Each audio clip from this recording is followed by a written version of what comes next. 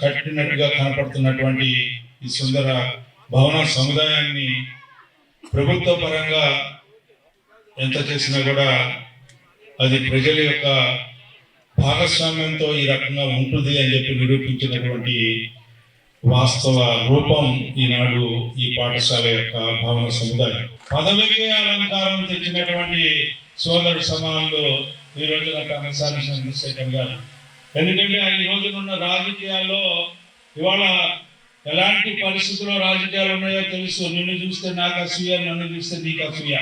అలాంటి పరిస్థితుల్లో కళ్ళు కట్టినటువంటి యొక్క ఆధిపత్య పోరులో నేను సైతం అని చెప్పి అడుగు పెట్టడమే కాకుండా అడుగు పెట్టిన నాటి నుంచి ఈనాటి వరకు కూడా తన యొక్క ఆలోచనని, తన యొక్క వ్యక్తిత్వాన్ని ముందుకు తీసుకెళ్తూ పార్టీకి సహాయపడుతూ పార్టీ ఏకాదు ప్రభుత్వంలో భాగస్వామి ఈ రోజున ఈ సమాజానికి ఎంతో కొంత చేయాలి.